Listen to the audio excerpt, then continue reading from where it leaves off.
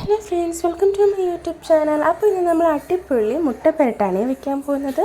അപ്പോൾ അതിനായിട്ട് സവോള, പച്ചമുളക്, ഇഞ്ചി വെളുത്തുള്ളി ചതച്ചത്, കരിവേപ്പില ഇത്രയും ഞാൻ എടുത്തിട്ടുണ്ട്. തക്കാളിയുണ്ട്. അപ്പോൾ ആദ്യം എണ്ണ ഒഴിച്ച് കടുകിട്ട് നന്നായിട്ട് പൊട്ടി വരുമ്പോഴത്തേക്കും വറ്റൽമുളക് ഇട്ട് കൊടുക്കുക.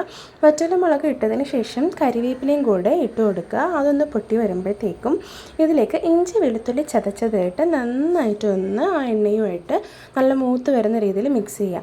അതിനൊപ്പം അരിഞ്ഞു വെച്ചിരിക്കുന്ന പച്ചമുളകും കൂടിയിട്ട് നന്നായിട്ടൊന്ന് മിക്സ് ചെയ്ത് ആ ഒരു എണ്ണയിൽ മൂത്ത് വരാനായിട്ട് ആ ഒരു ചെറിയൊരു സമയം കൊടുക്കുക. ശേഷം അരിഞ്ഞു വെച്ചിട്ടുള്ള സവാളയും ഇട്ട് ഒരു ശകല ഉപ്പും കൂടി ഇട്ട് നന്നായിട്ടൊന്ന് നമുക്ക് വഴറ്റി കൊടുക്കാം.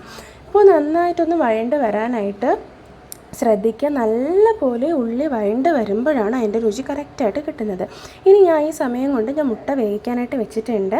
ആ സമയത്ത് തന്നെ തക്കാളി ഇട്ട് വശണ്ട് എടുത്തിട്ടുണ്ടായിട്ട് ആ വീഡിയോ ഒന്ന് മിസ്സായി.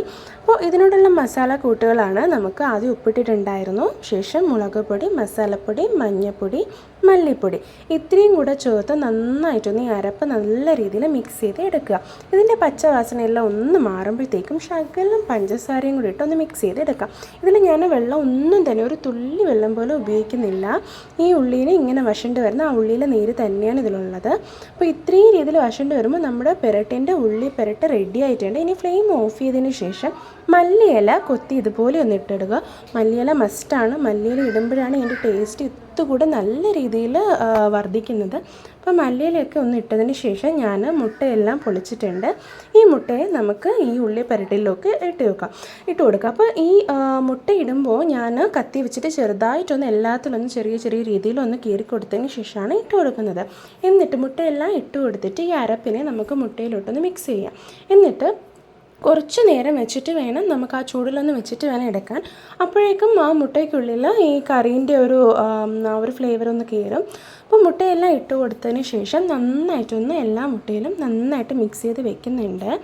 ഇനി മെയിനായിട്ട് ഇതിൽ രുചിയും മാവറും മണവും ഒക്കെ വർദ്ധിക്കാനായിട്ട് ഇത്തുകൂടെ ഒന്ന് കൂടാനായിട്ട് ഞാൻ ചെയ്യുന്നതാണ് കസ്തൂരി മെത്തി. അപ്പോൾ ഇതൊന്ന് ഈ ഒരു ചൂടിലൊന്ന് മിക്സ് ചെയ്ത് നമ്മൾ ആ അരപ്പുമായിട്ട് മുട്ടേനെ നന്നായിട്ടൊന്ന് വെച്ചതിന് ശേഷം ഒരല്പം കസ്തൂരി മെത്തി കൂടെ ഇതിൻ്റെ മുകളിലേക്ക് ഒന്ന് തൂറ്റി കൊടുത്തിട്ട് ഒരു 15 മിനിറ്റോ 10 മിനിറ്റോ ഇങ്ങനെ അടച്ചു വയ്ക്കാം. അപ്പോൾ ഇതിൻ്റെ ഈ ഒരു മണവും ഫ്ലേവറും ഒക്കെ ഈ ഒരു കറിയിലേക്ക് നന്നായിട്ട് വന്ന് നമ്മുടെ ഈ മുട്ടപ്പിരട്ട് അതിസ്വാദിഷ്ടമായിട്ട് മാറും. വളരെ ടേസ്റ്റിയാണ്. മസ്റ്റായി ട്രൈ ചെയ്യുക. അപ്പോൾ വീഡിയോ ഇഷ്ടമായെങ്കിൽ ഉറപ്പായും ലൈക്ക് ചെയ്യുക, ഷെയർ ചെയ്യുക, കമൻറ്റ് ചെയ്യുക, സബ്സ്ക്രൈബ് ചെയ്യുക. Bye friends, enjoy.